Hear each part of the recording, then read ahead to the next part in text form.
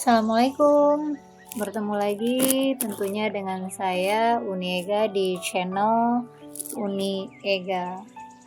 Terima kasih bagi yang sudah mensupport dan mendukung channel ini untuk terus semangat membagikan ilmu tentang pendidikan dan metodologi penelitian. Oke, baik, untuk video tutorial kali ini kita akan membahas tentang metodologi penelitian, masih terkait tentang metodologi penelitian, tetapi kita mengambil poin tentang teknik sampling. Nah, sebelum kita mulai untuk membicarakan tentang teknik sampling, jangan lupa untuk di like, subscribe, komen, and share-nya supaya teman-teman semua, teman-teman akademik semua bisa terus mendapatkan notifikasi tentang ilmu pendidikan dan metodologi penelitian. Kita masuk pada teknik sampling. Nah, teknik sampling adalah teknik pengambilan sampel. Untuk menentukan sampel yang akan digunakan dalam penelitian, terdapat berbagai teknik sampling yang bisa kita gunakan.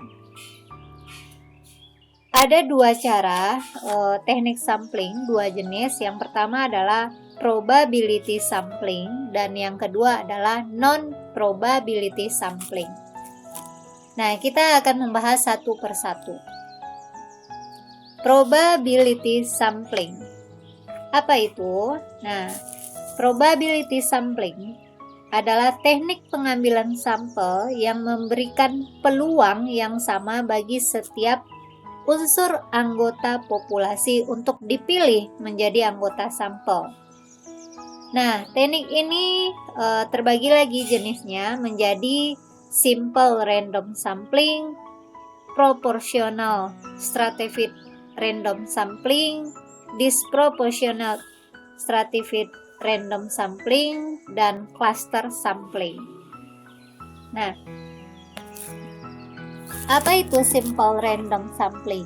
Nah, dikatakan simple random sampling, simple itu sederhana. Karena pengambilan anggota sampel dari populasi dilakukan secara acak tanpa memperhatikan strata yang ada dalam populasi itu. Nah, yang kedua, proportionate stratified random sampling. Teknik ini digunakan bila populasi mempunyai anggota atau unsur yang tidak homogen dan berstrata secara proporsional.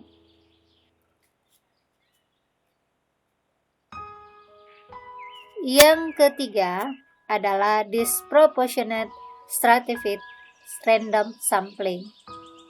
Nah, teknik ini digunakan untuk menentukan jumlah sampel bila populasi berstrata tetapi kurang proporsional.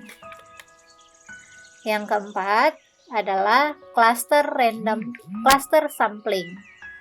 Nah, cluster sampling atau area sampling, teknik sampling daerah ini digunakan untuk menentukan sampel bila objek yang akan diteliti atau sumber datanya sangat luas.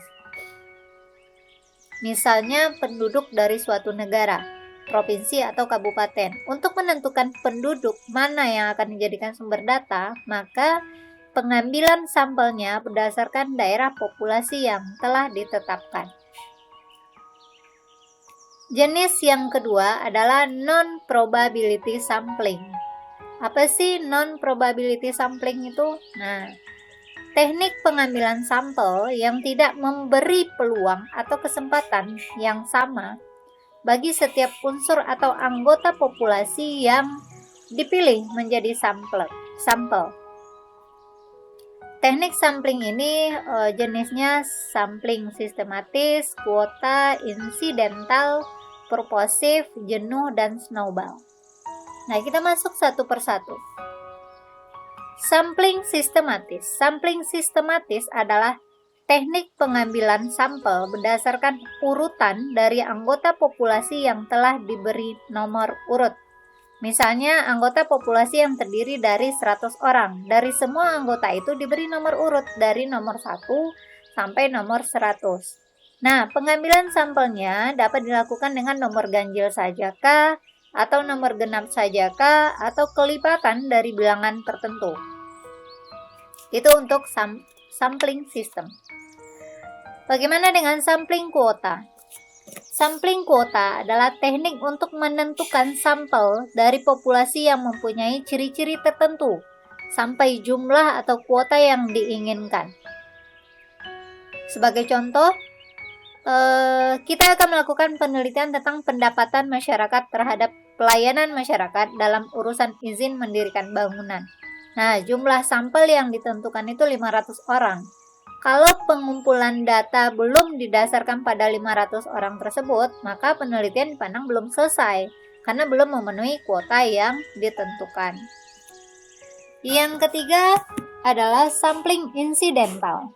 Sampling insidental adalah teknik penentuan sampling berdasarkan kebetulan, yaitu siapa saja yang secara kebetulan bertemu dengan peneliti dapat digunakan sebagai sampel bila dipandang orang yang kebetulan itu ditemui itu cocok sebagai sumber data. Nah, yang keempat adalah sampling purposive.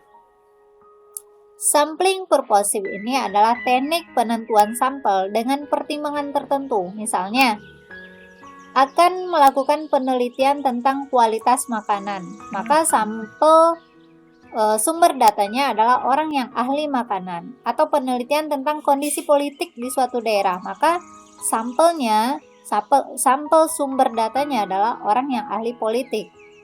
Nah, sampling purposive ini lebih cocok digunakan untuk penelitian kualitatif atau penelitian yang tidak melakukan generalisasi. Yang kelima adalah sampling jenuh.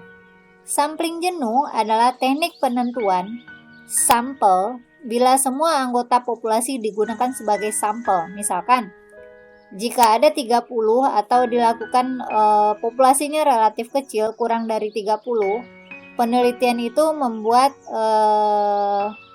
generalisasi dengan kesalahan yang sangat kecil, maka digunakanlah sampel jenuh atau yang dikatakan dengan sensus.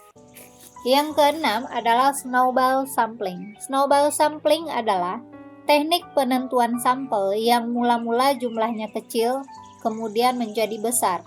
Ibarat bola salju yang menggelinding yang lama-lama menjadi besar. Nah, dalam penentuan sampel, pertama-tama dipilih 1 atau 2 orang. Tetapi karena dengan 2 orang ini belum merasa lengkap data yang didapat, maka peneliti mencari orang lain yang dipandang lebih tahu dan dapat melengkapi data yang diberikan oleh 2 orang sebelumnya. Nah, begitu seterusnya hingga jumlah sampelnya semakin banyak. Nah, itulah pembahasan kita tentang teknik sampling. Semoga bermanfaat dan salam belajar tanpa batas. Assalamualaikum.